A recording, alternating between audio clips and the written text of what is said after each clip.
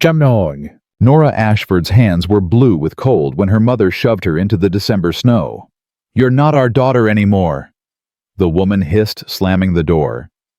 Norah stood there, breath fogging in the frozen air, a train ticket clutched in her shaking fingers.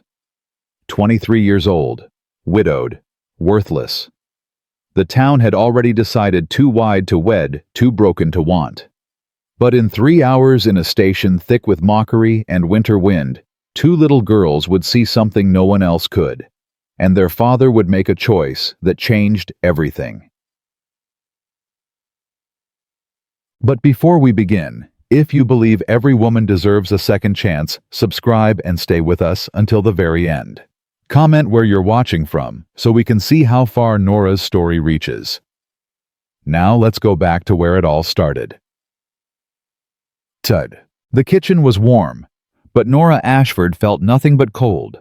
Her father stood by the stove, arms crossed, jaw set like iron. Her mother gripped the edge of the table, knuckles bone white. "You can't stay here," her father said. Norah's throat closed. She'd known it was coming, felt it in every sideways glance, every conversation that stopped when she entered a room.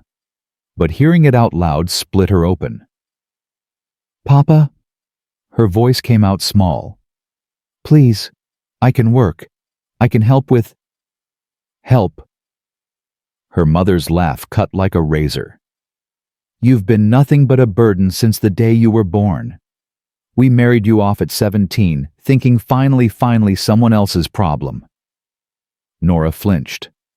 She tucked a strand of dark hair behind her ear with work-roughened fingers.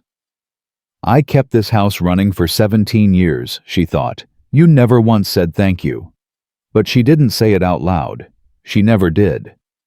"And now you're back." Her mother's voice climbed higher. "A widow at 23. Do you know what people say?"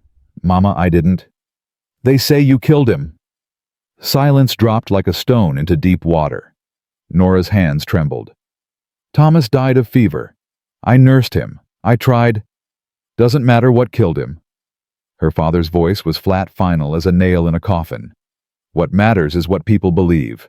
They say your weight broke his back. Say he worked himself to death trying to provide for you. Say God punished him for marrying a woman like you."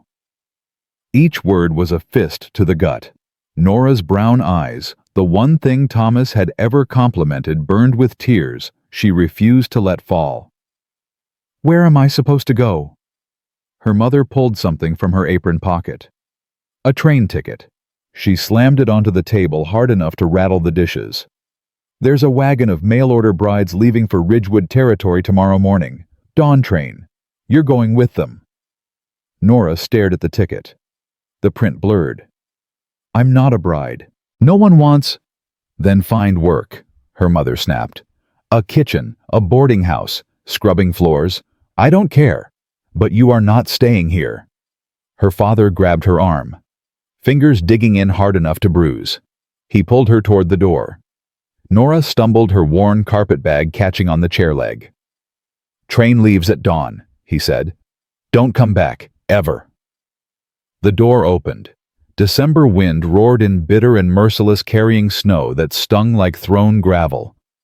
And then she was outside. The door slammed. The lock clicked.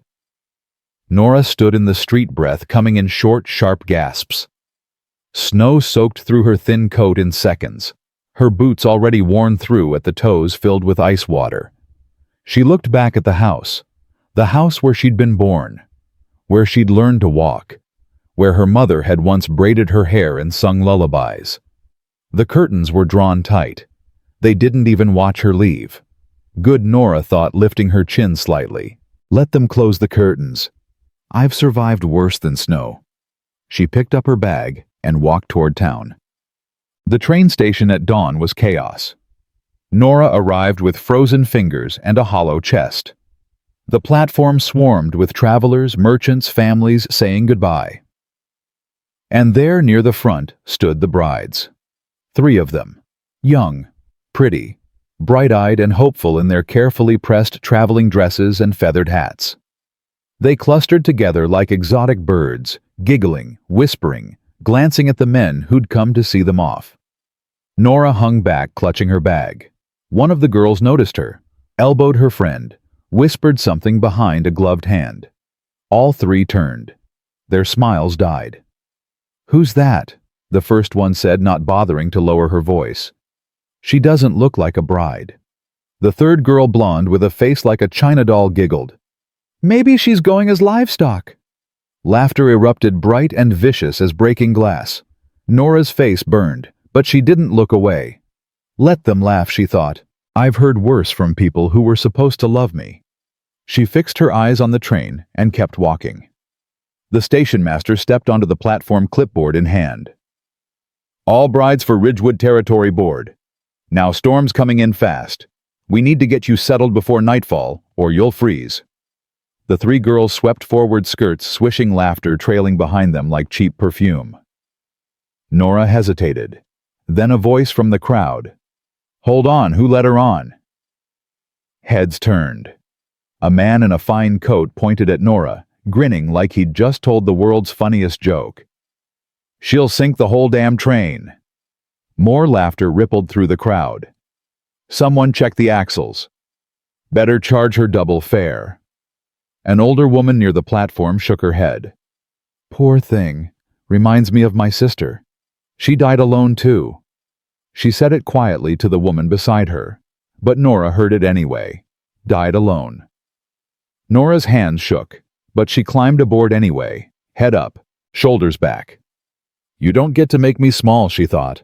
"Not anymore." Inside the train car was narrow and dim, smelling of coal smoke and damp wool. The three brides had claimed the front seats, already talking loudly about the ranchers who'd be waiting the proposals they'd receive, the weddings they'd plan. Norah sat in the back corner, alone. She pressed her forehead against the cold window and watched the station slip away. Her parents didn't come, didn't wave, didn't stand on the porch. She was gone, and they were relieved. The train rocked and swayed. Miles disappeared beneath the wheels.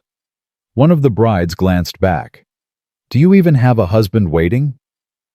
Norah didn't answer. "I didn't think so." The girl turned to her friends. "Imagine showing up and no one's even claimed you." Humiliating. A young woman across the aisle, traveling with a small child, glanced at Norah. The little girl had dropped her rag doll in the aisle. Norah bent and picked it up, held it out with a small smile. The mother's eyes flicked to Norah's worn dress, her wind-burned face, her calloused hands. She snatched the doll away. "Don't touch her things." She pulled her daughter closer, as if Norah carried disease. Norah's hand hung in the air for a moment. Then she lowered it slowly and turned back to the window. There it is, she thought. The look. The one that says you're not fit to touch what's precious. She closed her eyes. Felt nothing, just the rattle of the train and the endless cold. Hours passed. The snow fell heavier now, thick, heavy flakes that turned the world into a white blur. By the time the train began to slow, Norah's body ached from cold and exhaustion. She hadn't eaten, hadn't slept, just sat and stared and tried not to feel. The brides gathered their bags, checked their hair in pocket mirrors, pinched their cheeks for color.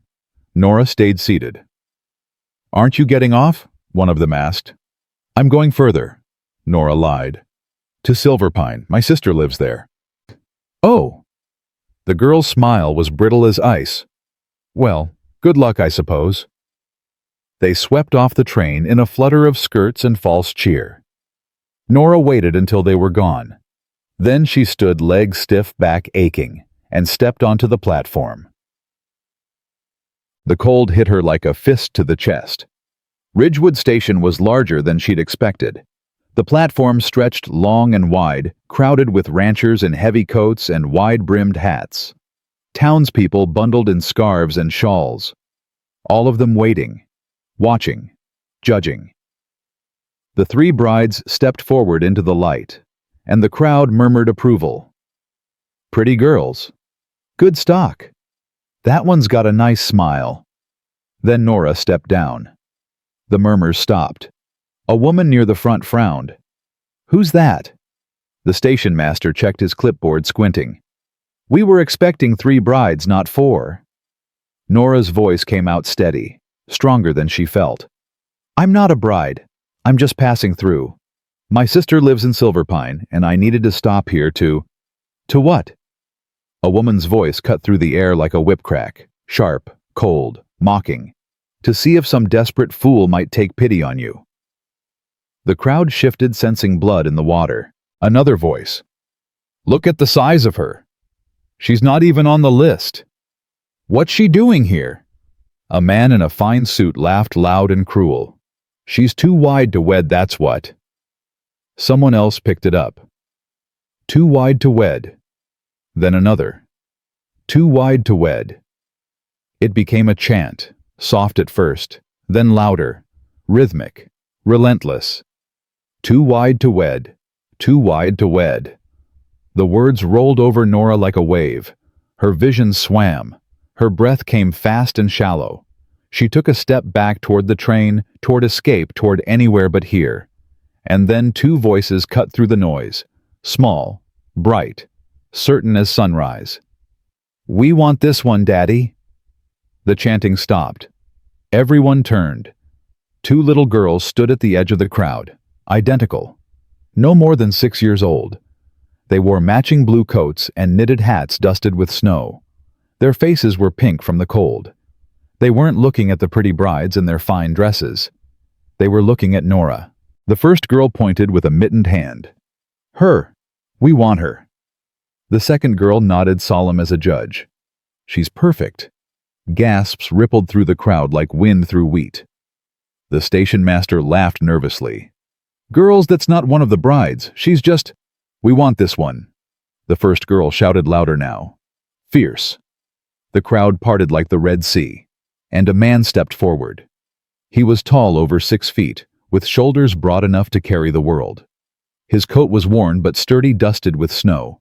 His hat was pulled low, shadowing his face, but Norah could see his jaw. Square, stubbled, set like stone.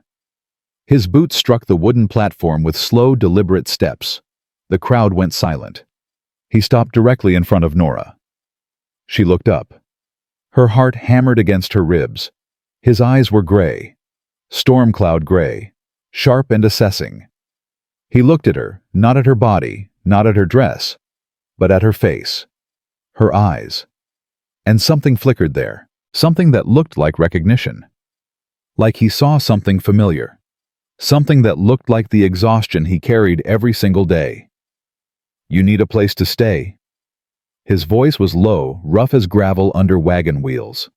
Norah's throat was dry as dust. I don't." Simple question. He didn't blink, didn't smile. "You need a place or not?" She met his eyes, saw no cruelty there, no pity either, just something steady, something solid. "Yes," she whispered. "Then you'll come with us." The station master sputtered. "Caleb, you can't be serious." Caleb's eyes didn't leave Norah's face. "My daughters made their choice." He turned and walked toward a wagon at the edge of the platform. The 2 girls grabbed Norah's hands. Their small fingers were warm. "Sure." "Come on," one of them said, tugging gently. "Don't be scared," the other added, looking up at her with eyes too wise for 6 years old.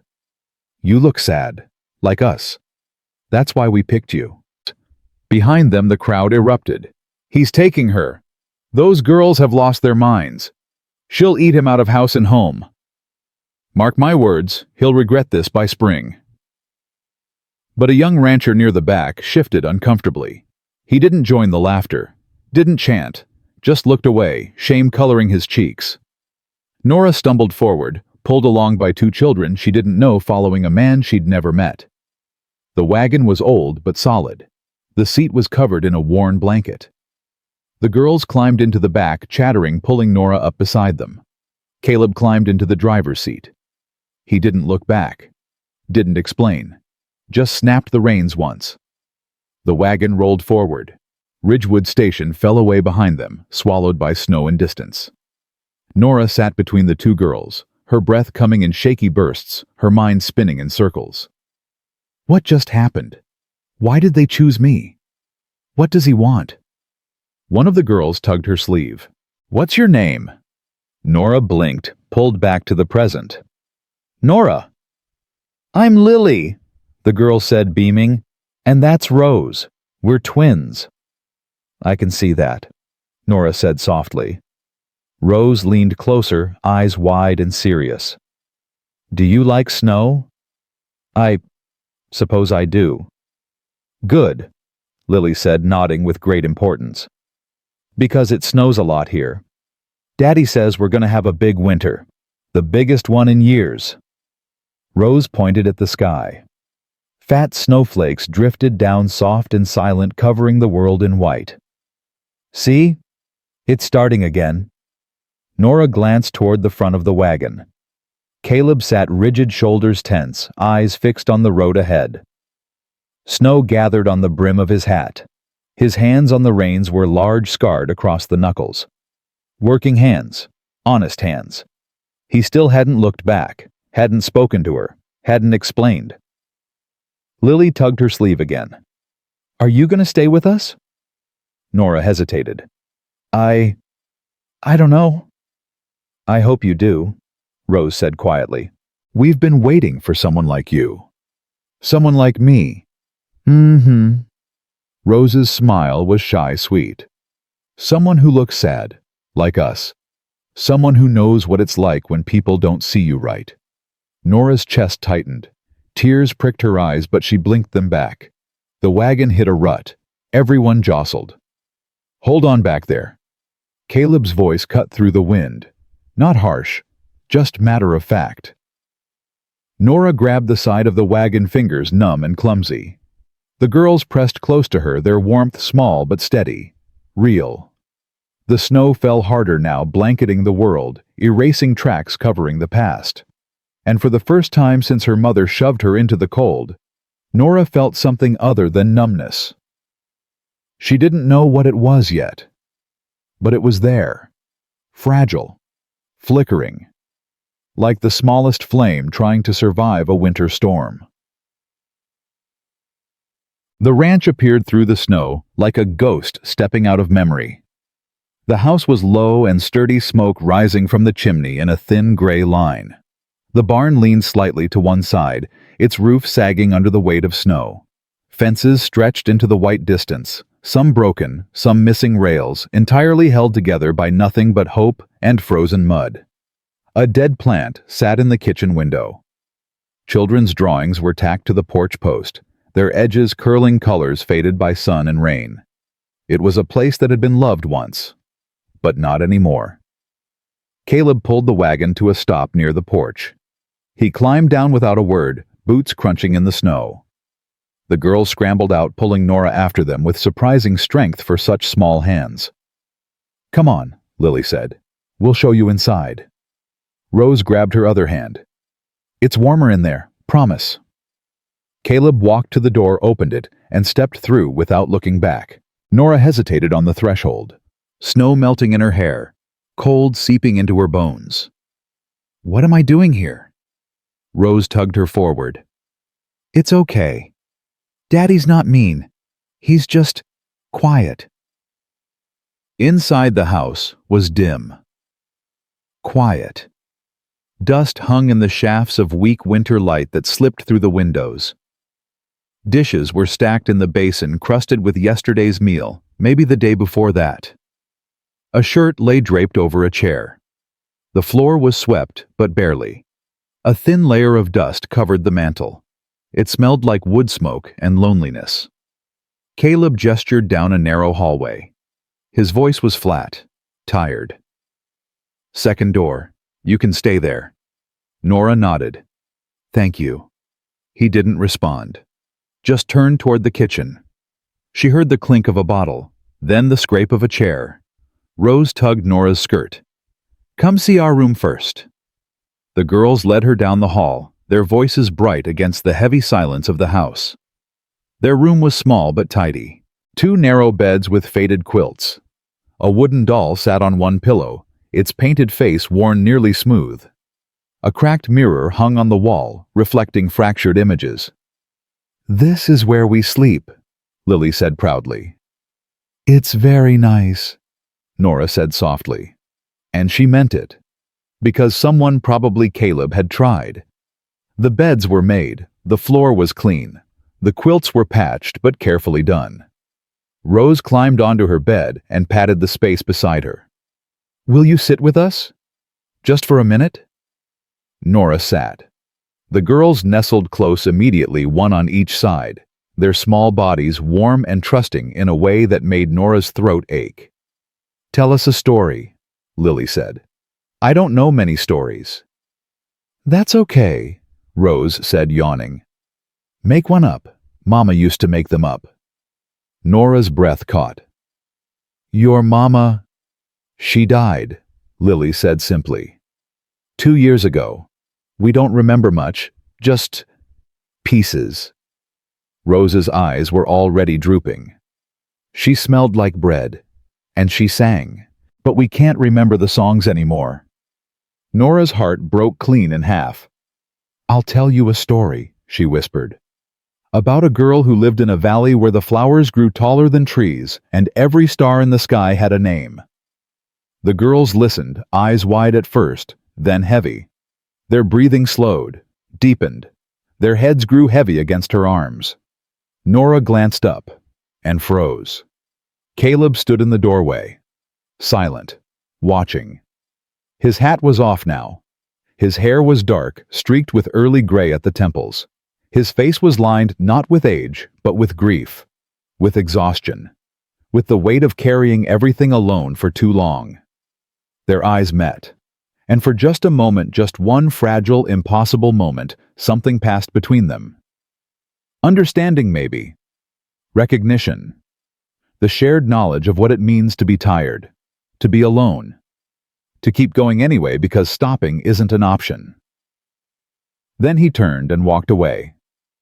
His footsteps were heavy, deliberate. Norah heard him in the kitchen, the clink of a bottle again, the slow pour of liquid into a glass. Then another, and another, the sound of a man trying very hard not to break. She sat there with 2 sleeping children pressed against her arms, snow falling silent outside the window, and thought, "This man is drowning. These girls are drowning. And maybe, just maybe, so am I." But for the first time in longer than she could remember, Norah didn't feel like she was drowning alone. She felt like someone had thrown her a rope. Thin, frayed, barely strong enough to hold, but a rope nonetheless. Outside the wind howled, the snow fell heavier, the world disappeared into white. And inside, in a small room, in a house held together by grief and silence, Norah Ashford closed her eyes and let herself hope, just a little, just enough. Norah woke before dawn to the sound of a door closing. She lay still in the unfamiliar bed listening. Footsteps crossed the porch, heavy, deliberate, then the crunch of boots in snow fading toward the barn. Caleb. She sat up slowly, her body aching from cold and exhaustion. The room was small and bare, a bed, a chair, a window covered with frost so thick she couldn't see through it. But it was warm. Warmer than the train. Warmer than her parents' doorstep. Warmer than anywhere she'd been in a long time. She dressed quickly in the dim light, her fingers clumsy with cold. Her dress was wrinkled, stained at the hem with mud and snow. Her only dress. The one she'd been wearing when her mother shoved her out the door. She smoothed it as best she could and stepped into the hallway. The house was silent, dark. The twins were still asleep. Norah moved through the shadows toward the kitchen, and stopped. The room was a disaster. Dishes piled in the basin crusted with food from days ago. The table was sticky with spilled coffee. The floor was tracked with mud and melted snow. A pot sat on the cold stove, something burned and black stuck to the bottom. The smell of it hung in the air, sour and neglected. In the corner, a basket overflowed with mending, shirts with torn sleeves, pants with holes at the knees, socks worn through at the heel. Norah stood there, taking it all in. This wasn't just mess. This was surrender. She thought about her mother's kitchen. Always spotless. Always perfect. Her mother had kept that house like a shrine to respectability, and Norah had scrubbed and polished and cleaned until her hands bled. And it had never been enough. But this wasn't about respectability. This was about survival. And survival Norah knew how to do. She rolled up her sleeves. She lit the stove first, found wood stacked by the door, carried it in, built the fire back up until the cast iron glowed with heat. Then she filled the basin with water from the pump outside, her breath fogging in the freezing air, her hands going numb. She scrubbed the dishes. Every single one. Her fingers burned in the hot water, but she didn't stop. She scraped the pot clean, wiped down the table, swept the floor until the boards showed their grain again. She found flour in the cupboard, eggs, a bit of bacon wrapped in cloth. She mixed biscuit dough, her hands moving from memory, the same recipe her mother had taught her when she was 8 years old. The same recipe her mother had criticized every time she made it. Norah shaped the biscuits and slid them into the oven. By the time the sun began to rise pale and cold through the frost-covered windows, the kitchen smelled like bread and coffee, and something that felt almost like home. The twins appeared in the doorway, rubbing their eyes. "You're awake," Lily said, surprised. "I am," Norah said, turning from the stove. Rose's eyes went wide. "You're making breakfast." "I can," Norah said. "Are you hungry?" Both girls nodded, solemn and hopeful. Norah set plates on the table. The twins climbed into their chairs, legs swinging, watching her with an intensity that made her chest tight. She served them biscuits and bacon, poured milk into tin cups. They ate like they hadn't seen a proper meal in weeks. Maybe they hadn't. The door opened, bringing in a gust of cold air and the smell of horses and hay. Caleb stopped in the doorway. His eyes swept over the kitchen. The clean dishes, the swept floor, the food on the table, the twins eating with full plates and happy faces. His jaw tightened. "You didn't have to do this," he said. Norah turned from the stove, a dish towel in her hands. "I know." "Then why?" She met his eyes, saw the same exhaustion from last night, the same grief. But something else too, something that looked like suspicion. Like he was waiting for her to ask for something in return. "Because I wanted to," she said quietly. He stared at her for a long moment. Then he walked to the table, served himself in silence, and sat down. He ate without speaking, without looking at her. But Norah noticed he didn't send the food back, didn't tell her to stop, didn't say she was a guest and guests didn't work. He just ate. And when he was done, he stood, put his hat back on, and paused at the door. "If you're going to stay," he said, not looking at her, "you'll need boots. Yours won't last a week." Then he walked out. The door closed behind him. Norah stood there, the dish towel still in her hands, her heart beating just a little faster. It wasn't kindness, not exactly, but it wasn't cruelty either. And for Norah Ashford, that was more than she'd had in a very long time. The days bled together, measured in chores and sweat, and the slow, steady rhythm of ranch life. Norah worked from sunup to sundown. She scrubbed floors until her knees ached.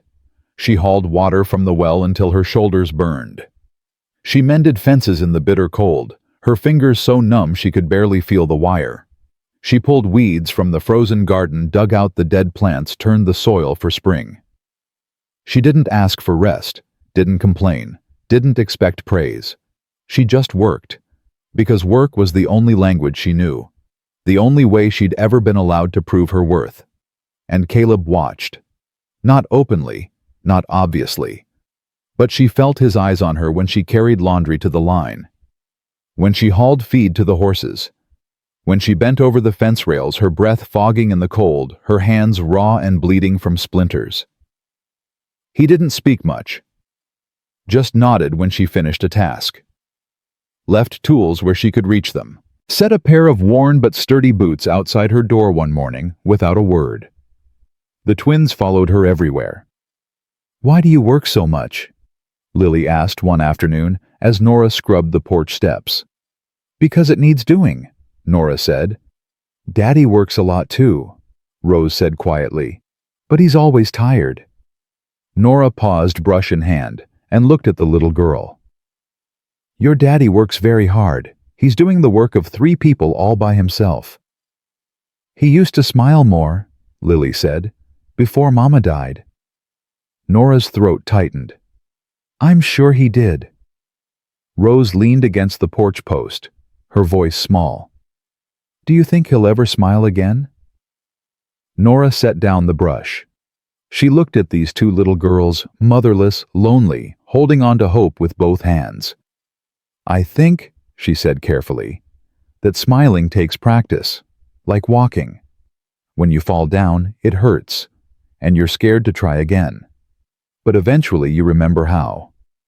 Lily considered this seriously. Have you been practicing? Norah's breath caught. Had she? Yes, she said softly. I think I have. That night, Norah was in the kitchen kneading bread when Caleb came in. He poured himself water from the pitcher, drank it down, and set the cup on the table.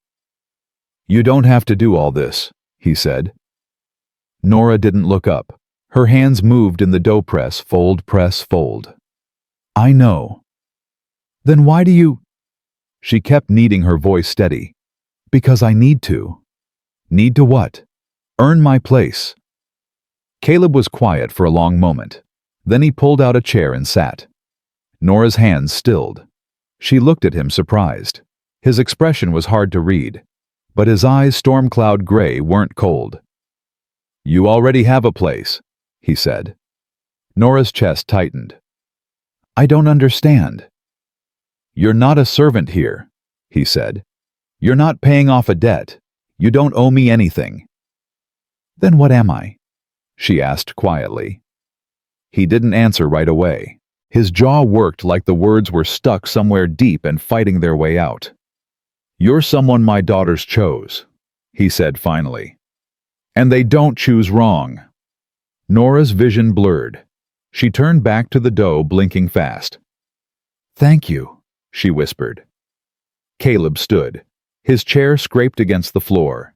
He walked to the door, then stopped. My wife, he said, his voice low and rough. Her name was Catherine. She died 2 years ago. Fever took her fast. 3 days from healthy to gone. Norah's hands stilled in the dough. I couldn't save her, he continued. Couldn't do a damn thing but watch her slip away. The girls were 4. They don't remember much. Just pieces. Her voice, her smell, the way she braided their hair. He looked at Norah then, and for the first time she saw the crack in his armor, the raw bleeding wound underneath. They haven't smiled like this since she died, he said. Not until you came. Norah's eyes burned with tears she didn't let fall. I'm not trying to replace her, she said. I know, Caleb said. But you're giving them something I couldn't. You're giving them light again. And for that, his voice broke slightly. For that, I'm grateful. He turned and walked out before she could respond. Norah stood there, her hands covered in flour, her heart pounding in her chest. And for the first time since Thomas died, she didn't feel like a burden. She felt like she mattered. One afternoon, Norah knelt in the garden, pulling weeds from the frozen soil. The ground was hard, unforgiving. Her fingers were numb, her back ached, but she kept working. Lily sat beside her, holding a basket. Why do weeds grow? Because they're stubborn, Norah said, yanking a particularly thick root free. They don't care if they're wanted or not. They just grow. Rose sat on the other side, frowning. That's sad. Why is that sad? Norah asked. Because nobody wants them, Rose said. But they're just trying to live. Norah paused, her hands stilling in the dirt. She looked at this little girl with her serious eyes and wise heart. You're right, she said softly. They are. Lily leaned closer. Do you think weeds know they're weeds? Norah smiled faintly. I don't know. Maybe they think they're flowers. Then maybe they are flowers, Rose said firmly. Just different ones. From the barn, Caleb's voice called out. Girls, let her work. We're helping, Lily shouted back. There was a pause. Then quieter, almost amused. I'm sure you are.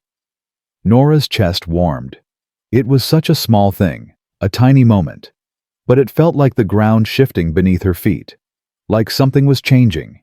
Like maybe she was allowed to stay. That night, after the twins were asleep, Norah sat in the kitchen, mending one of Caleb's shirts. The fabric was worn thin at the elbows, the seams coming apart. She worked by lamplight, her needle moving in small, careful stitches. Caleb came in from checking the barn. He stopped when he saw her. "You don't have to do that," he said. Norah didn't look up. "I know, but it needs doing." He poured himself coffee from the pot she'd left on the stove, sat down across from her. They sat in silence for a long time. The only sounds were the crackle of the fire and the soft whisper of thread through fabric. "You're good at that," Caleb said finally. "My mother taught me," Norah said. "It's one of the few things she taught me that wasn't meant to hurt." Caleb's eyes sharpened. "She hurt you." Norah's hands stilled. She looked up at him, weighing how much to say.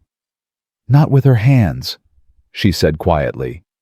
"With her words, with her silence, with the way she looked at me like I was something that ruined her life just by existing." Caleb's jaw tightened. "And your father?" He agreed with her. "Your husband." Norah's throat closed. "Thomas married me because my parents paid him to. He needed money for his farm. They needed me gone. It was a transaction." "Did he hurt you?" Caleb's voice was low, dangerous. "Not the way you're thinking," Norah said. "He never hit me, but he never saw me either. I was just there. A burden. A mistake. Something he endured."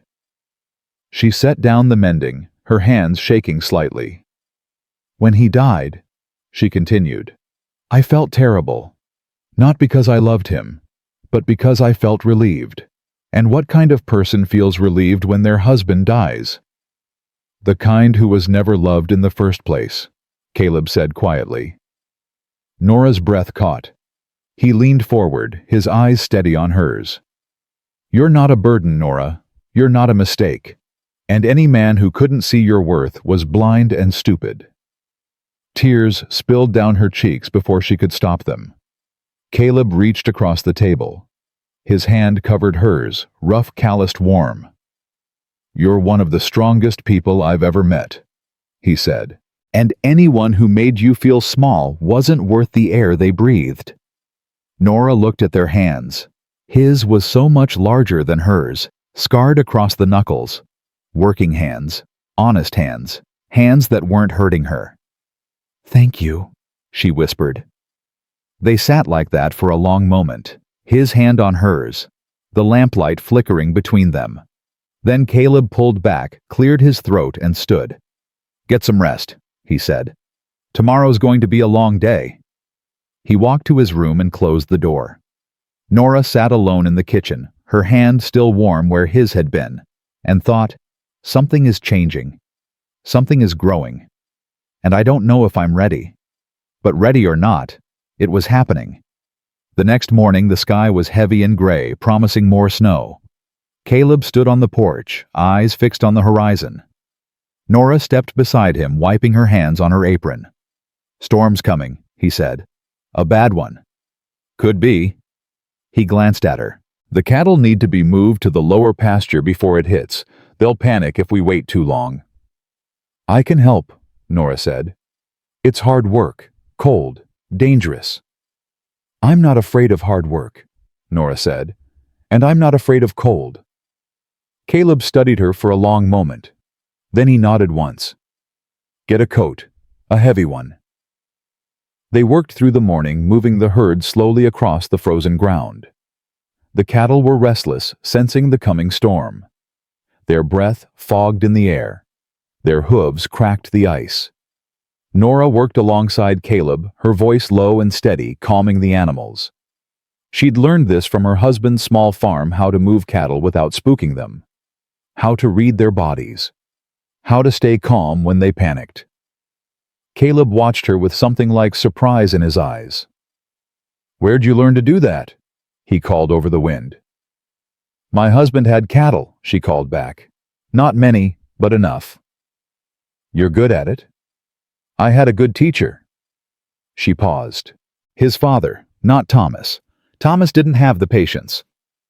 By midday, the first snow began to fall. By afternoon, it was coming down hard. They got the last of the cattle into the lower pasture just as the wind picked up howling across the open land like a living thing. "We need to get back," Caleb shouted over the storm. "Now!" They ran toward the house, heads down against the wind, snow stinging their faces like thrown sand. Halfway there, Norah heard it. A scream. She stopped. Turned. Through the white blur of snow, she saw two small figures at the edge of the pasture. The twins. "What are they doing out here?" Caleb roared, already running. Norah ran too, her lungs burning, her legs aching. The girls stood frozen, their faces white with terror. Behind them, a cow had broken loose, panicked, wild-eyed, charging straight toward them. Norah didn't think. She just ran. She threw herself between the cow and the twins, arms spread wide, voice loud and sharp. "No, stop! Stop!" The cow skidded, hooves sliding in the snow, and mud eyes rolling white. For one terrible moment, Norah thought it wouldn't stop. Then it veered away, crashing past her so close she felt the heat of its body. Norah collapsed to her knees, gasping. The twins crashed into her, sobbing, their small bodies shaking. Caleb was there a second later, pulling all three of them into his arms. "What were you thinking?"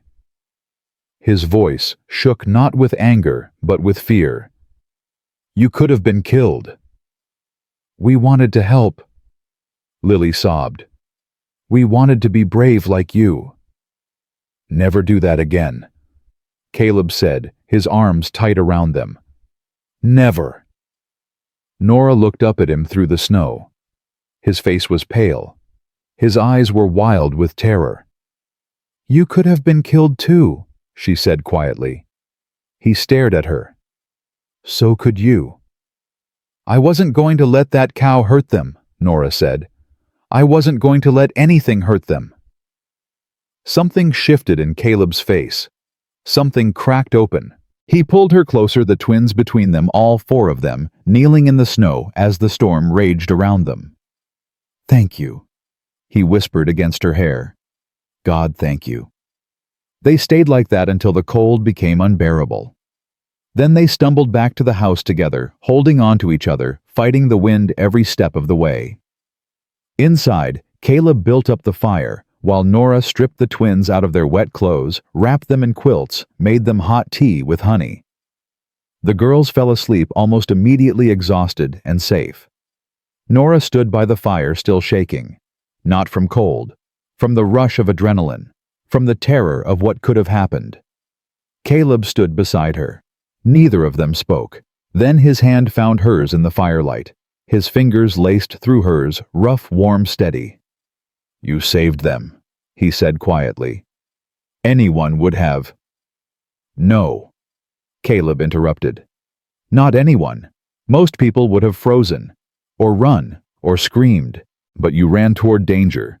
You put yourself between them and death without hesitation." He turned to face her, his eyes burning with something she couldn't name. "That's not just courage," he said. "That's love." Norah's breath caught. "I barely know them," she whispered. "Doesn't matter," Caleb said. "Love doesn't wait for permission. It just happens." He lifted his other hand and cupped her face gently. His thumb brushed her cheek, wiping away a tear she hadn't known was falling. "You're not just someone passing through anymore," he said. "You're family, whether you know it yet or not." Norah closed her eyes, leaning into his touch. For the first time in her entire life, she felt it. Not just wanted, but cherished. Not just accepted, but chosen. "I don't want to leave," she whispered. "Then don't," Caleb said simply. Outside, the storm howled. The snow piled higher. The world disappeared into white. But inside, by the fire, with Caleb's hand warm against her face, and the twins sleeping safe nearby, Norah felt something she'd never felt before. She felt home. The storm lasted 3 days. 3 days of howling wind and snow so thick you couldn't see the barn from the porch. 3 days of being trapped inside with nothing but the fire and each other and the slowly shrinking space between them. On the first day, the twins came down with fever. Norah heard Rose coughing just after dawn. By mid-morning, both girls were pale and shaking their foreheads, hot to the touch. "It's just a cold," Caleb said, but his voice was tight with fear. "It has to be just a cold." Norah saw the terror in his eyes, saw him remembering. Catherine. 3 days from healthy to gone. "It's a cold," she said firmly, "and we're going to take care of them." She moved their beds closer to the fire, made broth from the chicken she'd been saving, brewed tea with herbs she found in the cupboard, chamomile peppermint, something that smelled like medicine and hope. She sat between their beds, changing cool cloths on their foreheads, coaxing them to drink, singing soft songs she half remembered from childhood. Caleb paced like a caged animal. "You should rest," Norah said quietly. "You'll wear yourself out." "I can't." He stopped at the window, staring out at the white wall of snow. "I can't just sit while They're going to be fine," Norah said. "You don't know that." "Yes," she said, meeting his eyes. "I do." He stared at her for a long moment. Then he crossed the room and knelt beside Rose's bed. "Hey, little bird," he whispered, brushing hair from her hot forehead. "You're going to be okay. You hear me? You're going to be just fine." Rose's eyes fluttered open. "Daddy, I'm here." "Is Norah here too?" "I'm right here, sweetheart," Norah said, taking her small hand. Rose smiled faintly. "Good, don't leave." "I won't," Norah promised. "I'll be right here all night." "Mamas do that," Lily mumbled from the other bed, half asleep. "Stay all night." Norah's throat closed. Caleb's eyes met hers across the space between the beds. Something passed between them, something heavy and fragile and terrifying. "Yes," Norah whispered. "The good ones do." She stayed awake through the night, dozing in the chair between the beds, waking every hour to check their fevers, to make them drink, to whisper that everything would be all right. Caleb sat by the fire watching. Not sleeping. Just watching. When dawn came pale and cold through the frost-covered windows, the twins' fevers had broken. Rose opened her eyes and asked for breakfast. Lily sat up and announced she wanted to braid Norah's hair. Caleb's shoulders sagged with relief so profound he had to grip the mantel to stay standing. Norah stood, every muscle in her body aching, and walked to the kitchen to start breakfast. Caleb followed her. "You didn't sleep," he said. "Neither did you." "I was terrified," he said quietly.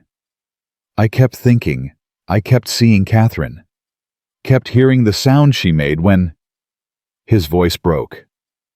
Norah turned from the stove. Without thinking, she reached for him.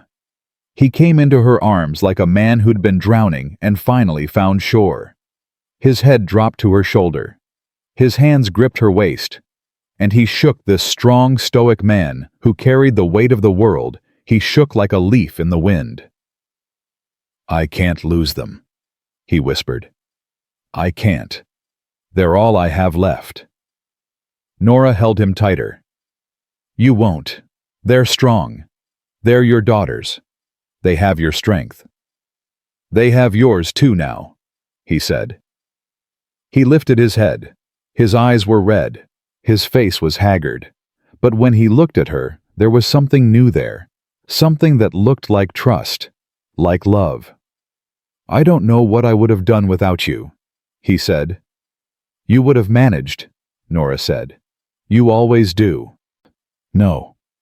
Caleb said, his hands tightening on her waist. "I was just surviving. Barely. But you make it feel like living again." Norah's breath caught. He lifted one hand and cupped her face, his thumb brushing her cheekbone. "Norah," he said softly. "Yes?" He stopped. swallowed hard. Tried again. I need you to know. Daddy? Lily's voice called from the other room. I'm hungry. Caleb closed his eyes, took a breath, stepped back. We'll talk later, he said. But Norah saw it in his eyes. The words he hadn't said. The words that hung between them like smoke. On the second day of the storm, the twins were feeling better but still weak. They sat by the fire wrapped in quilts, demanding stories and songs and attention. Norah obliged braiding their hair, teaching them a clapping game she'd learned as a child, making them laugh until their sides hurt. Caleb watched from the table, where he was oiling a saddle, his hands moving in slow, steady rhythm, his eyes never leaving Norah. Tell us how you met Daddy, Lily said suddenly.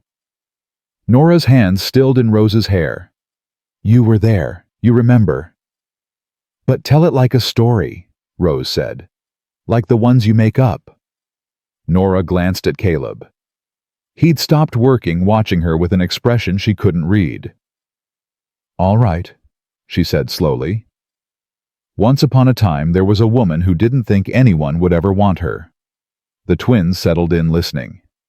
She'd been told her whole life that she was too much, too big, too loud, too everything. So she made herself small, made herself quiet, made herself invisible. That's sad, Lily said. It was, Norah agreed. But then one day she met two little girls who didn't see her the way everyone else did. That's us, Rose said, delighted. Yes. Norah smiled. And these two little girls looked at her and said, we want this one. Not because she was perfect, not because she fit into what everyone else thought she should be, but because they saw something true in her, something real. We saw that you were sad, Lily said seriously. Like us. You did, Norah said, her voice thick. And you chose me anyway. And then Daddy chose you too, Rose said. Norah looked at Caleb again. He was staring at her with an intensity that made her heart race. Yes, she whispered. He did. Do you love Daddy? Lily asked, innocent and direct as only a child could be. The room went silent. Norah's face flushed. Lily, It's okay if you do, Rose said quickly. We want you to. Girls, Caleb said, his voice rough. That's enough. But Daddy, enough, he said, but not unkindly. Let Norah breathe. The twins subsided, but they exchanged knowing looks that made Norah want to disappear through the floorboards. That night, after the girls were asleep, Norah stood at the kitchen window, watching the snowfall. The storm had eased slightly, but the world was still white and silent, and impossibly cold. Caleb came up beside her, 2 cups of coffee in his hands. He offered her one. Thank you, she said. They stood in silence, sipping coffee, watching the snow. I'm sorry about earlier, Caleb said finally. The girls shouldn't have put you on the spot like that. They're children, Norah said. They say what they think. Still, he paused.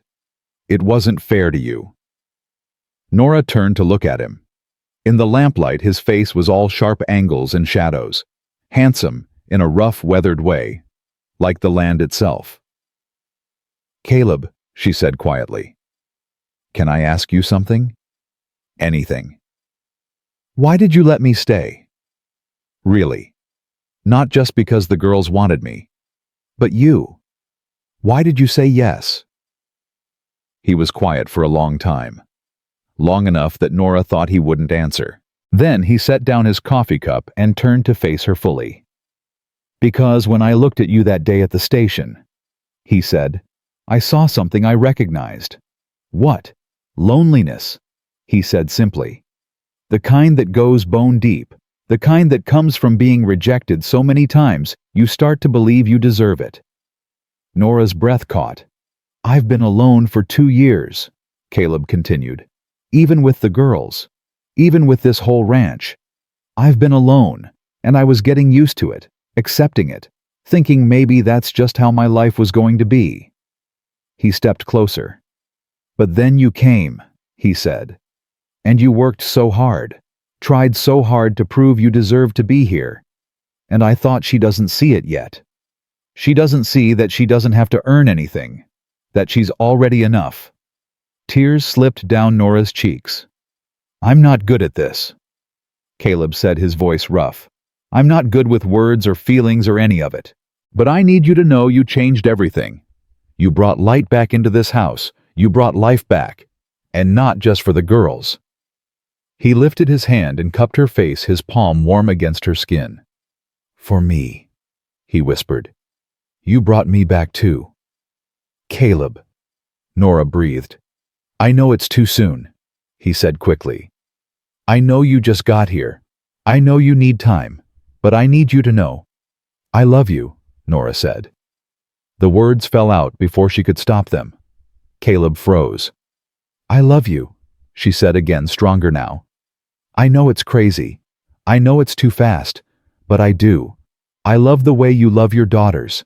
I love the way you work until you can't stand. I love the way you're so bad at asking for help, but you're trying anyway. I love... He kissed her. His mouth covered hers, stopping the words, swallowing them whole. His hands framed her face, gentle and desperate at the same time. His lips were warm and rough and tasted like coffee and hope. Norah's hands came up to grip his shirt, pulling him closer, kissing him back with everything she had. When they finally broke apart, both breathing hard, Caleb pressed his forehead to hers. I love you too, he said. God help me. I love you too. They stood there in the lamplight holding each other while outside the storm raged on. On the third day, the storm began to break. The wind died down. The snow slowed to lazy flakes drifting from a pale sky. The world began to emerge from white fence posts, the barn roof, the bare branches of the oak tree by the well. The twins were almost back to normal, racing around the house, full of energy after days of being cooped up. Norah made breakfast while Caleb went to check on the animals. When he came back, his face was grim. Lost 2 cattle, he said quietly, so the girls wouldn't hear. Froze to death before I could get to them. Norah's heart sank. I'm sorry. It happens, he said, but she could see it bothered him. Every loss mattered when you were barely scraping by. We'll manage, she said. He looked at her. She met his eyes. Yes, we. Something in his expression softened. That afternoon, while the twins napped, Caleb asked Norah to walk with him. They bundled up in coats and scarves and stepped out into the cold. The snow came up to their knees. Their breath fogged in the air. Caleb led her to the barn. Inside it was warmer, the animals providing heat. The smell of hay and horses and leather filled the air. I want to show you something, he said. He led her to a stall in the back. Inside was a mare heavily pregnant, her belly swollen with foal. This is Daisy, Caleb said, running his hand along the horse's neck. She was Catherine's. Norah went still. Catherine loved her, Caleb continued. Rode her every day before she got sick. After she died, I couldn't bring myself to ride Daisy. Couldn't even look at her most days. But she's about to foal. Any day now. He turned to Norah. I want you to be here for it, he said. I want you to be the first one to see the foal, not me, you. Caleb, I can't. Please, he said. Catherine would have wanted new life to mean something. Would have wanted it to be a beginning, not just a reminder of what I lost. And you're my beginning. You're our beginning. Norah stepped closer to the horse, laid her hand on the warm flank, felt the life moving inside. Okay, she whispered. I'll be here. Caleb pulled her into his arms, resting his chin on top of her head. They stood like that for a long time in the quiet barn, with new life waiting to be born, holding each other against the cold. That night after dinner, the twins begged Norah to help them bake. She tried to say no. She was exhausted. Her body ached. But their faces were so hopeful, so bright, that she couldn't refuse. All right, she sighed. But just biscuits, something simple. The twins cheered. Norah tied aprons around them, rolling up their sleeves. Lily grabbed the flour tin with great ceremony. Careful, Norah warned. Pour it slow. Too late. Lily tipped the tin too fast. Flour exploded upward in a white cloud, coating everything, the table, the floor. Norah's face and hair. For a heartbeat, silence. Then the twins erupted in laughter. "You look like a ghost," Rose squealed, clapping her hands. Norah gasped, blinking through the powder. She tried to glare at them, but her mouth was twitching with the urge to smile. "You two are trouble," she said, wiping her face with the back of her wrist, which only smeared the flour worse. "Daddy," Lily shouted toward the doorway. "Come see what we did." Caleb appeared, drawn by the commotion. He stopped, took in the scene, Norah covered head to toe in flour, the kitchen looking like it had been hit by a white tornado, the twins grinning like devils. And he started laughing. Deep, rich, unguarded. It was the first time Norah had heard him laugh like that. "You planning to bake?" he asked, still grinning, "or start a blizzard indoors?" "Both, apparently," Norah said, trying and failing to look stern. Rose giggled. "You're next, Daddy." Before he could move, she flung a handful of flour straight at him. It caught him square in the chest. The twins froze, eyes wide, waiting for his reaction. Caleb looked down at his shirt, then at Rose, then at Norah. His eyes danced with something that looked like mischief. "Is that so?" he said softly. He stepped forward, eyes on Norah. He dipped his hand into the flour bowl and deliberately brushed a streak across her cheek. The twins screamed with laughter. Norah's breath caught, not from the flour, but from the way his hand lingered.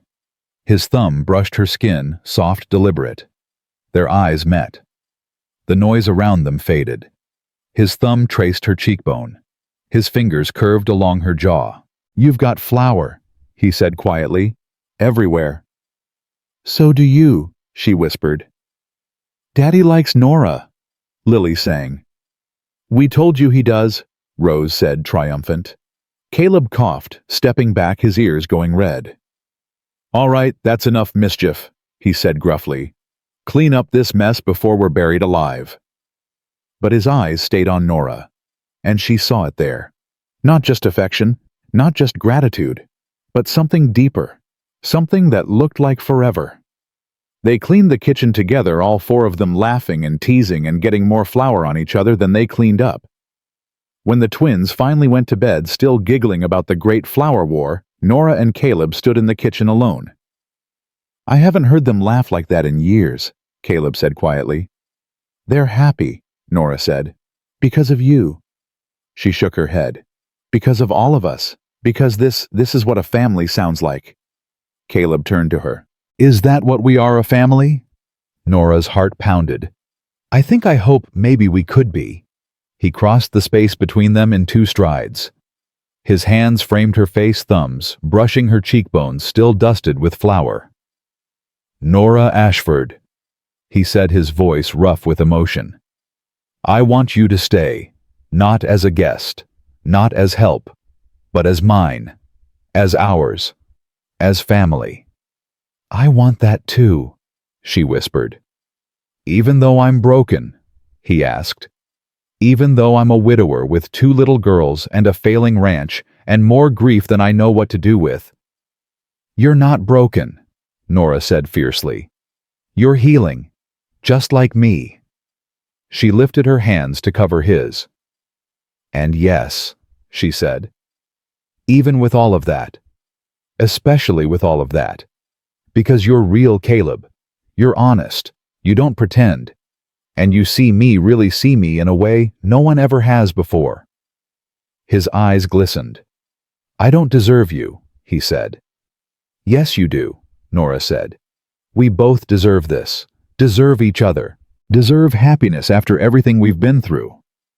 He pulled her close, tucking her head under his chin, his arms wrapped tight around her. They stood like that in the quiet kitchen holding each other, while outside the storm clouds finally broke, and moonlight spilled across the snow. 2 days later, Norah was in the barn checking on Daisy when the mare's water broke. "Caleb!" she shouted. "It's time!" He came running, the twins at his heels. They stood back while Norah talked softly to the horse. her hands gentle, her voice calm. She'd helped with births before on Thomas's farm. Knew what to watch for, what to fear. The foal came slowly, carefully. One hoof, then another, then the nose. Daisy labored and pushed, and finally, in a rush of fluid and life, the foal slipped free. It lay in the hay, wet and trembling. Daisy turned her great head and began to lick her baby clean. The foal struggled to stand on impossibly long legs, falling twice before finally finding its balance. It was a filly, small, perfect, with a white star on her forehead. "She's beautiful," Rose breathed. "What should we name her?" Lily asked. Caleb looked at Norah, his eyes bright with unshed tears. "Hope," he said quietly. "Her name is Hope." Norah's vision blurred. Because standing there in the barn watching new life take its first shaky steps, surrounded by this man and these children who had chosen her, she finally understood. This was what it felt like to be home, not just a place, but people. People who saw you and chose you and loved you anyway.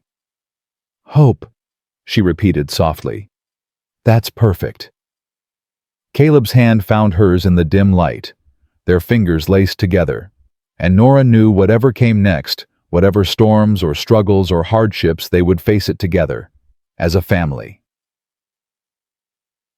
The snow began to melt a week later, revealing a world that had been buried and forgotten. Mud replaced ice. The creek ran high and fast. The air smelled like earth and possibility. Spring was coming, even though winter wasn't quite done with them yet. Caleb stood on the porch one morning, coffee in hand, watching the road that led to town. "What are you thinking about?"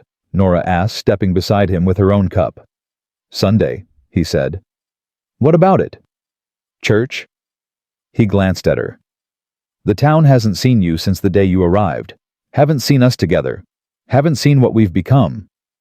Norah's stomach tightened. "Maybe that's for the best." "No," Caleb said firmly. "It's not. The girls need to go to church, need to be part of the community. And I need—" He stopped, started again. "I need people to see that you're not just staying here, that you're family now." "Caleb, they'll talk, they'll judge, they'll say terrible things." "Let them," he said, his jaw set. "I don't care what they say, but I won't hide you, won't pretend you're anything less than what you are." "And what am I?" Norah asked quietly. He turned to face her fully, his gray eyes steady and sure. "You're the woman I love," he said, "and the woman I'm going to marry, if you'll have me." Norah's breath stopped. "That's not a proposal," he said quickly. "Not yet, not the way you deserve. But it's a promise. When the time is right, I'm going to ask you properly. And I'm going to spend the rest of my life proving you made the right choice, saying yes." Tears spilled down her cheeks. "But first," he said, "we're going to church, together, as a family, and we're going to show this town exactly who you are." Sunday morning arrived with cold sunshine and clear skies. Norah dressed in her only good dress, the one she'd been married in, though she'd taken the lace off the collar and hemmed it shorter. It wasn't fancy, but it was clean and pressed and respectable. She braided her hair and pinned it up. Her hands shook the entire time.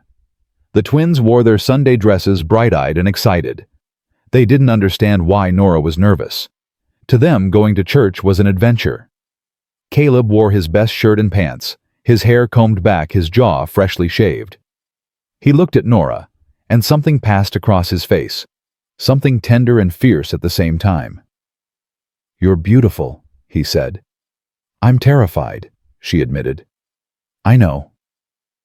He took her hand. "But I'll be right beside you. The whole time."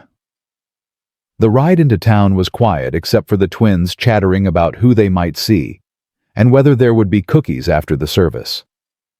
As they approached the church, Norah saw the crowd gathered outside. People in their Sunday best, talking and laughing, their voices carrying on the cold air. Then someone saw them. The talking stopped. Heads turned. Whispers started immediately spreading like fire through dry grass. Caleb pulled the wagon to a stop near the hitching post. He climbed down, then turned and lifted each twin down carefully. Then he reached up for Norah. His hands circled her waist. He lifted her down slowly, his eyes never leaving hers. "Head up," he murmured. "You have nothing to be ashamed of." Norah lifted her chin. The twins grabbed her hands immediately, one on each side. "You look pretty, Norah," Lily said loudly enough for everyone to hear. "Very pretty," Rose agreed. Caleb offered Norah his arm. She took it. And together they walked toward the church. The crowd parted like water around a stone. Norah felt every eye on her, heard the whispers.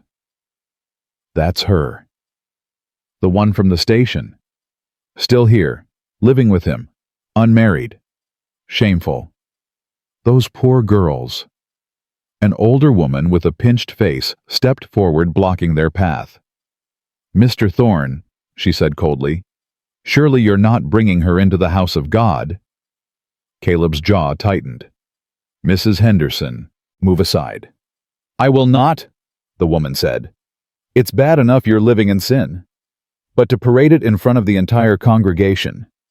Living in sin." Caleb's voice was quiet, dangerous. "What exactly do you think is happening?" "Everyone knows," Mrs. Henderson said. "An unmarried woman living under your roof, sharing your home. It's indecent." "What's indecent?" Caleb said, his voice cutting like a blade. "Is you standing here passing judgment when you don't know a damn thing about decency." Gasps rippled through the crowd. "Caleb," Norah whispered, pulling his arm. "It's all right. We can go." "No," he said firmly. He looked at Mrs. Henderson, then at the crowd. "We're not going anywhere." He turned to face everyone gathered there. "You want to know the truth?" He called out, his voice carrying across the churchyard. "I'll tell you. Norah Ashford saved my daughter's lives during the storm. Worked my ranch when I was too broken to do it myself. Brought light back into a house that had been dark for 2 years." The crowd shifted, uncomfortable. "She's cared for my girls when they were sick," Caleb continued. "Sat up all night making sure they didn't get worse. She's mended my clothes and cooked my meals and fixed my fences and asked for nothing in return." His hand tightened on Norah's. "And yes," he said, his voice ringing clear and strong, "she lives under my roof, in her own room, with her own door.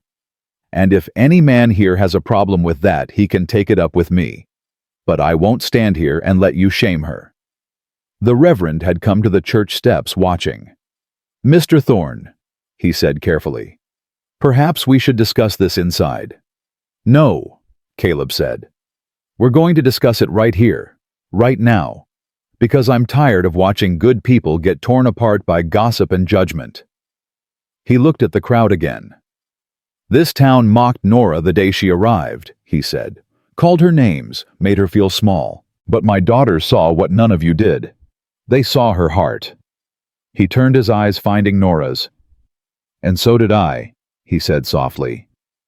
Lily suddenly pulled away from Norah and climbed onto the church steps so everyone could see her.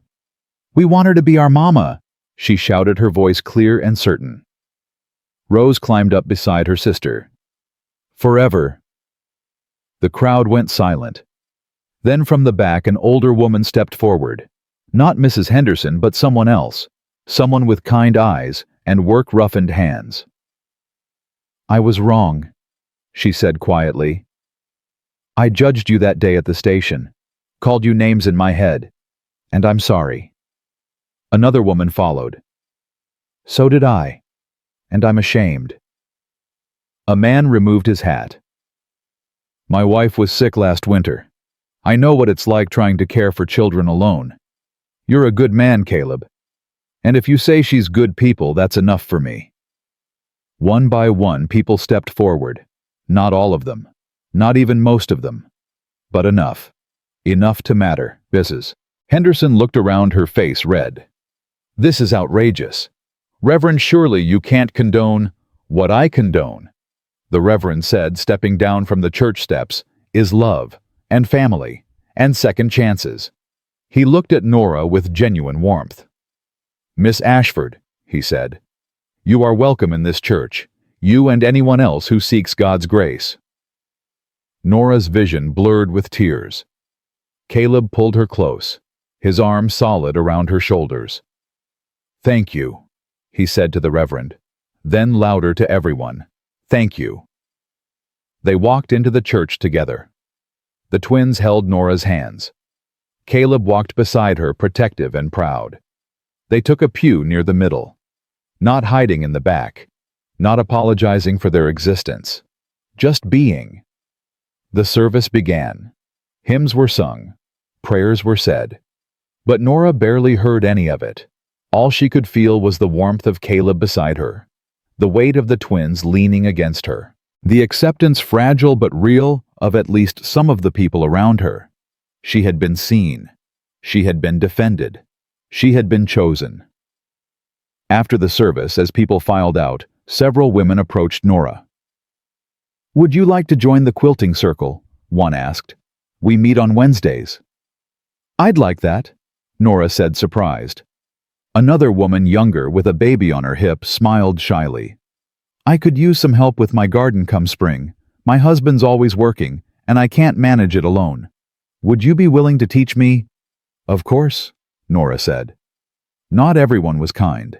Some people still whispered, still stared, still turned away when she passed. But enough people extended hands. Enough people offered smiles. Enough to make Norah feel like maybe, just maybe, she could belong here. As they walked back to the wagon, a young rancher, the same one who'd looked uncomfortable during the chanting at the station, stepped forward. Ma'am, he said, removing his hat, I owe you an apology. I didn't speak up that day when I should have. That was cowardice. I'm sorry. Norah looked at him, saw genuine shame in his eyes. Thank you, she said quietly. That means more than you know. He nodded and stepped back. Caleb lifted the twins into the wagon, then turned to Norah. You all right? He asked. I think so, she said. That was terrifying. Yes, but also, she paused, searching for the word. Freeing. He smiled. Actually smiled. Good. They climbed into the wagon. As Caleb took up the reins, Lily piped up from the back. Daddy, when are you going to marry Norah? Caleb nearly dropped the reins. Lily, Rose hissed. You're not supposed to ask that. Why not? Everyone's thinking it. Caleb cleared his throat. That's between Norah and me, little bird. But you are going to write? Lily pressed. Because we already told everyone she's going to be our mama. Norah's face burned. Caleb glanced at her, something dancing in his eyes that might have been amusement. Would that be all right with you? He asked Norah quietly. If I did, her heart pounded. Asked me to marry you. Yes. She met his eyes, saw the question there, the hope, the fear. Yes, she whispered. That would be more than all right. His hand found hers on the wagon seat. Then I guess I better figure out how to do this properly, he said. The twins cheered from the back. Norah laughed, actually laughed, the sound bright and free. That evening, after the twins were in bed, Caleb asked Norah to walk with him. They bundled up against the cold and stepped out under a sky full of stars. He led her away from the house, past the barn, to a spot where the land rolled down toward the creek. The water ran fast and loud, freed from winter's ice. This was Catherine's favorite spot, Caleb said quietly. She used to come here when she needed to think, when she needed peace. Norah held her breath. I haven't been able to come here since she died, he continued. Hurt too much, but I wanted to bring you here tonight because... He stopped, started again. Because I need you to understand something. He turned to face her. I loved Catherine, he said. Loved her with everything I had. And when she died, I thought that was it. Thought I'd used up all my love, that there wasn't any left. His hands framed Norah's face. But you showed me I was wrong, he said. Love isn't something that runs out. It grows. It changes. It makes room. Tears streamed down Norah's cheeks. I'm not asking you to replace Catherine, Caleb said. I'm not asking you to be her. I'm asking you to be you, to love me and the girls in your own way, to build something new with us. He reached into his pocket and pulled out a ring. It was simple, a thin gold band with a small stone, nothing fancy, but it caught the starlight and held it. This was my grandmother's, he said. The only thing of value my family ever had. I want you to have it, want you to wear it, want everyone to know you're mine and I'm yours. He dropped to one knee in the cold mud. Norah Ashford, he said, his voice rough with emotion. I'm not a rich man. I'm not fancy or educated or smooth with words, but I love you. I love you with everything I am and everything I have. And I'm asking, will you marry me? Will you be my wife and the girl's mother, and the missing piece that makes us whole? Norah dropped to her knees in front of him, not caring about the mud or the cold. Yes, she said through her tears. Yes, yes, yes. He slipped the ring onto her finger. It was slightly too big, but it didn't matter. Then he pulled her into his arms and kissed her. This kiss was different from the ones before. This one was a promise, a covenant, a forever sealed with trembling lips and grateful tears. When they finally pulled apart, both breathing hard, Caleb rested his forehead against hers. Thank you, he whispered, for choosing us, for staying, for being brave enough to love again. Thank you, Norah said, for seeing me, for defending me, for making me feel like I'm worth something. You're worth everything, Caleb said fiercely. Don't ever forget that. They walked back to the house hand in hand, the ring heavy and perfect on Norah's finger. Inside, the fire was still burning low. The house was warm and quiet. Home. Caleb pulled Norah close one more time, his arms wrapped tight around her. I don't know what I did to deserve you, he said against her hair. You were you, Norah said. That was enough. They stood like that for a long time, holding each other, neither wanting to let go. Finally, Caleb kissed her forehead and stepped back. Get some rest, he said. Tomorrow we tell the girls. They already know, Norah said, laughing. True. He smiled. But we'll tell them properly anyway. Norah watched him disappear into his room. Then she went to her own room, though it wouldn't be hers much longer. Soon she'd move into his. Soon they'd share everything. Soon she'd be his wife. She looked down at the ring on her finger. 6 weeks ago she'd been standing in the snow, cast out by her own family, mocked by strangers, certain she had nothing left. Now she had everything. A man who loved her, children who chose her, a home that wanted her, a future that stretched out bright and beautiful and full of hope. She pressed the ring to her lips, closed her eyes, and whispered a prayer of gratitude to a God she'd thought had forgotten her. But he hadn't. He'd been listening all along, waiting for the right moment, the right place, the right people. And he'd given her more than she'd ever dared to dream. The next morning, Norah woke to the sound of excited squealing. She stumbled out of bed and opened her door to find both twins jumping up and down in the hallway. You're getting married, Lily shouted. Daddy told us, Rose added. We get to be flower girls. And you're going to be our mama. For real this time? They threw themselves at Norah, wrapping their arms around her waist. Norah dropped to her knees and hugged them back, tears streaming down her face. Yes, she said. I'm going to be your mama, if that's what you want. It's what we've wanted since we saw you, Lily said seriously. We knew right away. How did you know? Norah asked. Rose pulled back and looked at her with those wise, too old eyes. Because you looked at us the way Mama used to, she said simply, like we were the most important thing in the whole world. Norah's heart shattered and rebuilt itself all at once. You are, she whispered. You are the most important thing. Caleb appeared in his doorway, leaning against the frame, watching them with an expression so full of love it took Norah's breath away. "Breakfast," he said. "Then we have a wedding to plan." The twins cheered and raced toward the kitchen.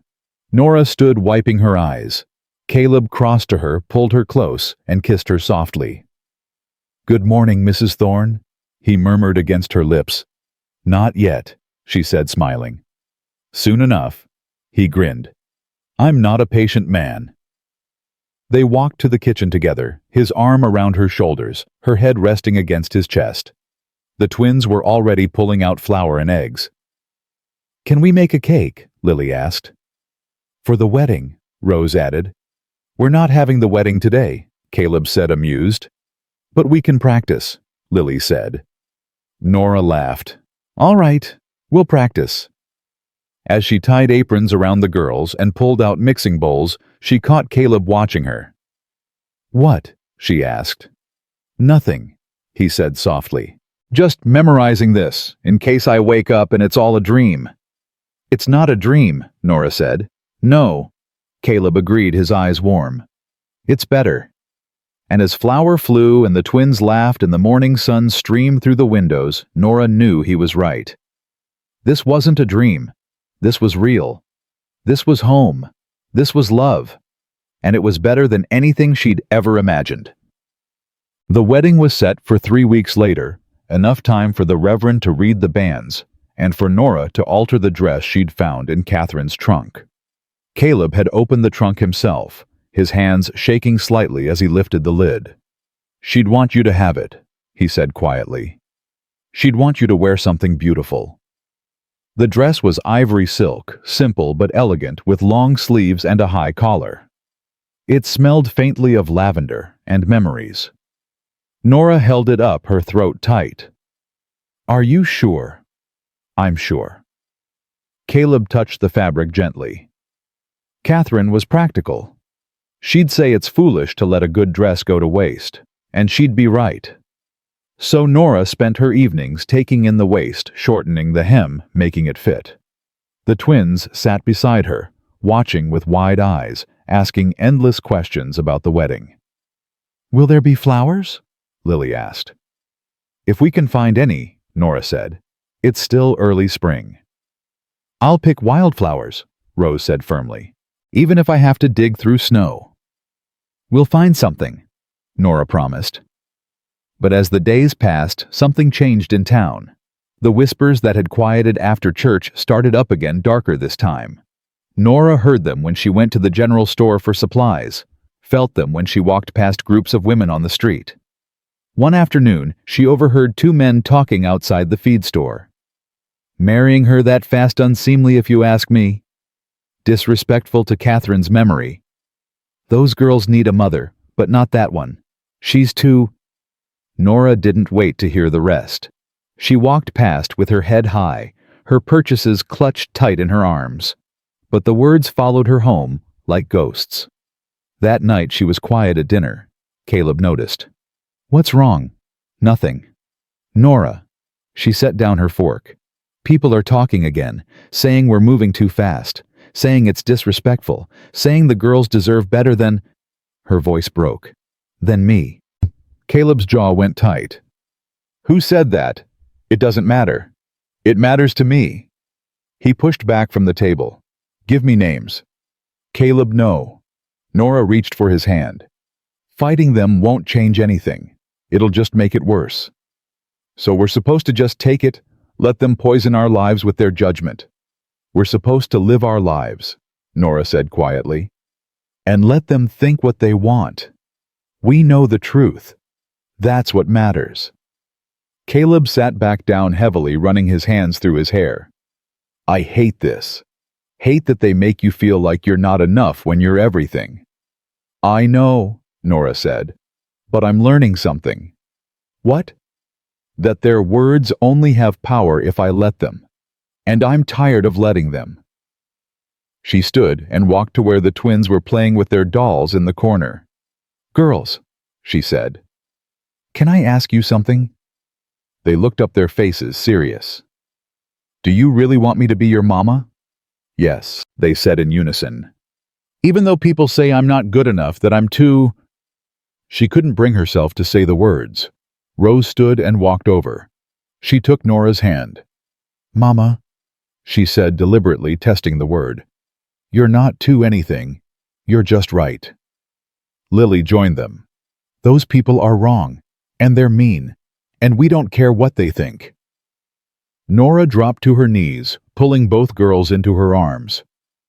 I love you both so much. We love you too, they said together. From the table, Caleb's voice was rough. That's all that matters. Right there, the four of us. Everyone else can go to hell. 2 days before the wedding, Norah went to the quilting circle. She almost didn't go. Almost stayed home where it was safe. But she'd promised, and she was tired of hiding. The meeting was at Mrs. Patterson's house, a neat little place at the edge of town. 6 women sat in a circle, needles flashing, conversation flowing. The talk stopped when Norah walked in. Mrs. Patterson stood immediately, smiling. Norah, I'm so glad you came. Sit here beside me. Norah sat, pulling out the quilt square she'd been working on. Her hands trembled slightly as she threaded her needle. The other women exchanged glances.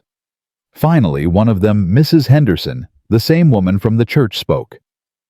I'm surprised you have time for quilting, Miss Ashford, with a wedding to plan and all. I make time, Norah said quietly. Must be quite the rushed affair, another woman said. 3 weeks isn't much time to prepare for a marriage. It's enough time, Norah said. For some, perhaps. Mrs. Henderson's needle stabbed through fabric. But then again, when you're desperate, I suppose any timeline will do. The room went cold. Norah's hands stilled. She looked up, meeting Mrs. Henderson's eyes directly. You're right, she said clearly. I was desperate. I'd been cast out by my family, mocked by strangers, made to feel like I was worth nothing. And yes, when Caleb offered me a place to stay, I took it, because the alternative was freezing to death in the snow. Mrs. Henderson's mouth opened, but Norah kept talking. But I'm not desperate anymore, she said. I'm not staying because I have nowhere else to go. I'm staying because I love him, because I love his daughters, because they love me back. And if that makes me unworthy in your eyes, then I don't want your approval anyway. She stood, gathering her things. I came here because Mrs. Patterson invited me, because she offered kindness when others offered judgment. But I won't sit here and listen to you tear me down for the crime of being happy. She turned to Mrs. Patterson. Thank you for having me. I'll see myself out. Wait. The voice came from a younger woman across the circle, Sarah, the one with the baby. Please don't go. She looked at Mrs. Henderson. You should be ashamed of yourself. This woman has done nothing but try to fit in, try to be part of this community, and you've done nothing but make it harder. I'm simply stating facts. Mrs. Henderson began. You're being cruel, another woman interrupted. And I'm tired of it.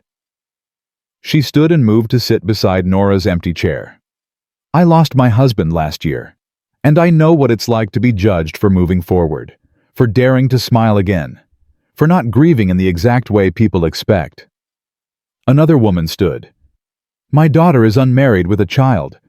This town made her feel like dirt for it. I won't watch it happen to someone else. One by one, 4 of the 6 women moved to Norah's side of the room. Mrs. Henderson and one other woman sat alone. This is ridiculous, Mrs. Henderson said, her face red. No, Mrs. Patterson said firmly. What's ridiculous is you thinking you have the right to judge how other people live their lives. She turned to Norah. Please sit. You belong here. Norah sat slowly, tears burning her eyes. The quilting continued. This time the conversation was warm, real. The women asked about the wedding, offered to help with flowers, shared stories of their own marriages. Mrs. Henderson and her friend left early, the door slamming behind them. Nobody seemed to care. When the meeting ended, Sarah caught Norah at the door. I meant what I said, she told her. You're not alone here. Some of us understand what it's like to be judged unfairly. and we're tired of it." "Thank you," Norah whispered. "Will we see you next week?" Norah smiled. "Yes, you will." She walked home through the spring afternoon feeling lighter than she had in weeks. Some people would never accept her, but some would, and that was enough. The night before the wedding, Caleb knocked on Norah's door. "Can we talk?" he asked. They sat on the porch steps wrapped in blankets against the cold. The stars were brilliant overhead, hard and bright and eternal. "Are you scared?" Caleb asked. "Terrified," Norah admitted. "Me too." She looked at him surprised. "You are?" "Of course." He took her hand. "I'm about to promise to love you for the rest of my life. That's terrifying. What if I fail? What if I can't give you everything you deserve? What if—" "Caleb." Norah squeezed his hand. "You already give me everything I need.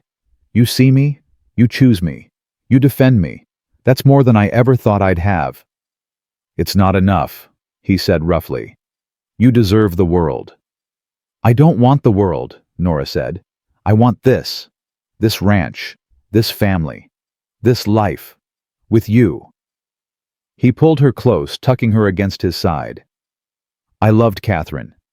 I need you to know that. But what I feel for you, it's different. Not less, not more, just different." "I know," Norah said. "And that's okay. You're allowed to love us both. You're allowed to move forward without forgetting." "How'd you get so wise?" he asked. "Suffering," she said simply. "It either breaks you or teaches you. I decided to let it teach me." They sat in silence for a long time watching the stars wheel slowly overhead. "Tomorrow," Caleb said finally, "you're going to walk into that church and everyone's going to see you, really see you. And some of them will judge, some will whisper, some will disapprove. I know. But I'll be standing at the front," he continued, "waiting for you. And I won't care what anyone else thinks, because you're mine and I'm yours, and that's all that matters." Norah's eyes burned with tears. "I can't wait to marry you." "Good," Caleb said, "because I've been waiting my whole life for you. I just didn't know it until you stepped off that train." He kissed her, then soft and sweet and full of promise. Tomorrow, everything would change. Tomorrow, she would become his wife. Tomorrow, they would stand before God and the town and declare their love out loud. But tonight, they sat together under the stars, just the two of them, holding tight to this last quiet moment before their new life began. The morning of the wedding dawned clear and bright. Norah woke early, her heart pounding. She dressed in Catherine's altered gown, her hands shaking so badly she could barely fasten the buttons. Sarah and two other women from the quilting circle arrived to help with her hair weaving in the wildflowers Rose had picked bright yellow buttercups and white snowdrops that had pushed through the last of the snow. "You're beautiful," Sarah said, stepping back to admire her work. Norah looked in the mirror and barely recognized herself. Her dark hair was piled high flowers tucked throughout. The ivory dress made her skin glow. Her brown eyes, usually so guarded, were bright with unshed tears. "I look like a bride," Sarah finished, "like someone loved." The twins burst in wearing matching pink dresses, their hair in perfect braids. "Mama," Lily squealed, then clapped her hands over her mouth. "I mean, can we call you that yet?" "You can call me that forever," Norah said, pulling them close. "You're going to marry Daddy," Rose said, her voice awed. "I am. And we're going to be a real family." "We already are," Norah said. "This just makes it official." The church bells rang, calling people to witness. Norah's stomach twisted. What if they're all there to judge? What if they're just coming to watch me fail? "Then let them watch," Sarah said firmly. "Let them watch you succeed." The wagon ride to town was a blur. The twins chattered excitedly. Norah's hands twisted in her lap, the ring Caleb had given her catching the light. The church appeared through the trees, and Norah's breath caught. The churchyard was packed, more people than she'd expected. Some friendly faces, some not. all of them watching as the wagon pulled up. Sarah helped Norah down. The twins grabbed her hands. "Ready?" Sarah asked. "No," Norah admitted. "Good. The best things in life happen when we're not ready." They walked toward the church doors. The crowd parted. Whispers rose and fell like waves. "Too wide to wed," they said. "Look at her now. Caleb Thorne's a fool. Or maybe he's the only smart man here." Norah held her head high, looking straight ahead. The church doors opened. Inside, the pews were full. Sunlight streamed through the windows. And at the front beside the reverend stood Caleb. He was wearing his best suit, his hair combed back, his face clean-shaven. But it was his eyes that stopped her heart. They were shining with tears, with love, with absolute certainty. The twins led her down the aisle, their small hands warm in hers. With every step, Norah felt the eyes of the town on her, felt their judgment, their curiosity, their gossip. But she also felt something else, acceptance from some, support from others, and from Caleb radiating across the space between them, unconditional love. She reached the front. The twins reluctantly released her hands and went to stand with the reverend's wife. Caleb stepped forward and took her hands in his.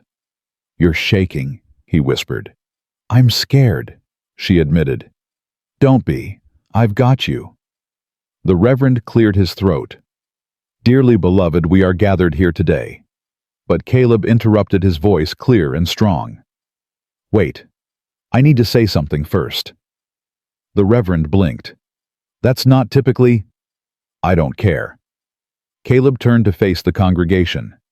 "Before I make these vows, I need everyone here to understand something." The church went silent. "6 weeks ago," Caleb said, "this woman stepped off a train in the middle of winter, having been rejected by everyone who was supposed to love her. She had nothing, no family, no home, no hope." Norah's throat tightened. "And my daughters." Caleb continued, his voice thick with emotion.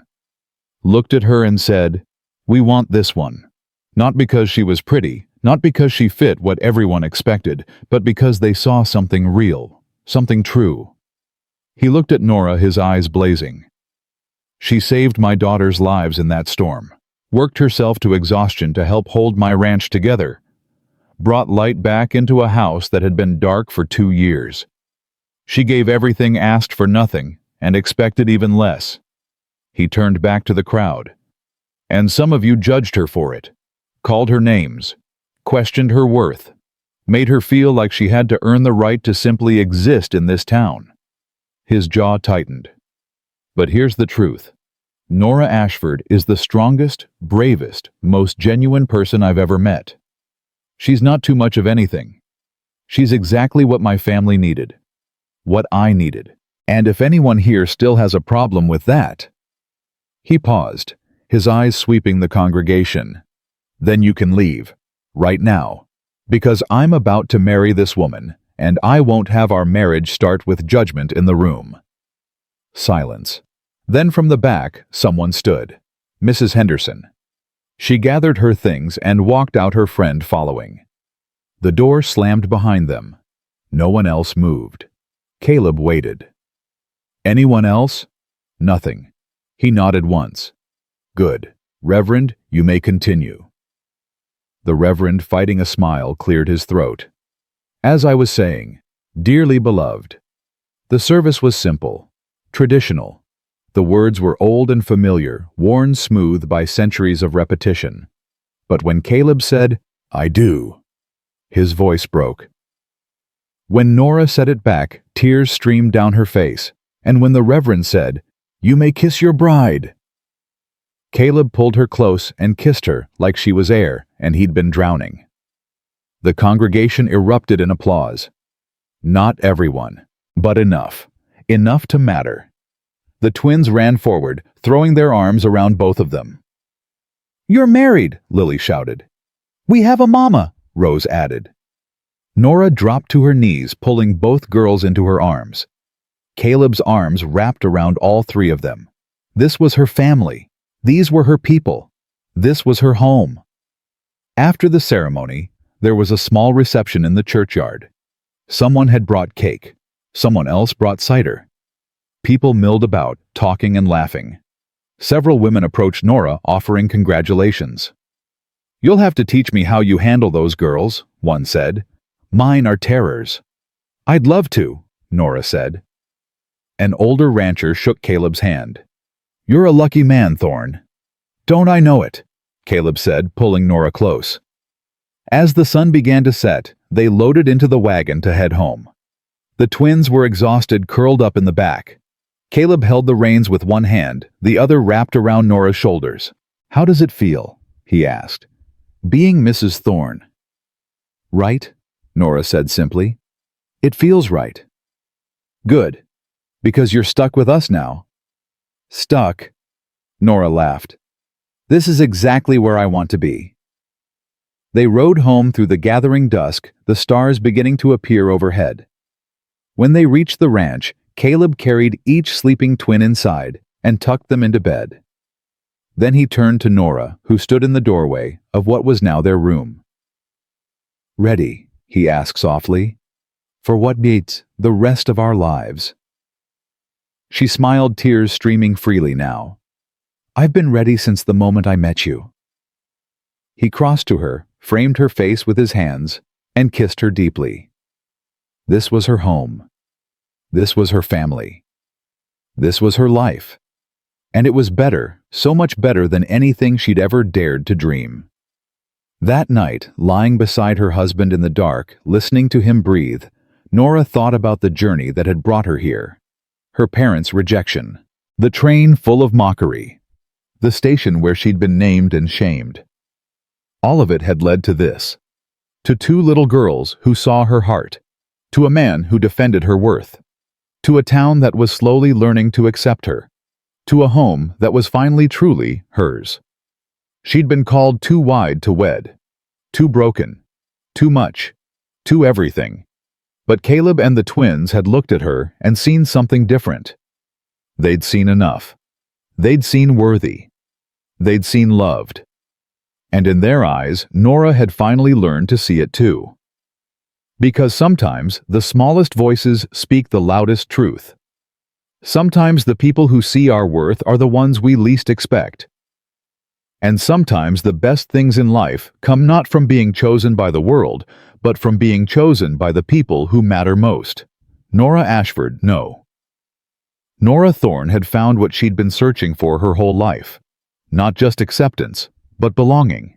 Not just tolerance, but love. Not just survival, but home. And she would spend the rest of her life proving that she was exactly where she belonged, because worth isn't something that needs to be earned, validated, or approved by strangers. Worth simply is. And love sees it even when the world is blind. That's the truth the twins understood from the very beginning. That's the truth Caleb defended with his whole heart. And that's the truth Norah finally learned to believe about herself. She was enough. She always had been. She just needed the right people to help her see it.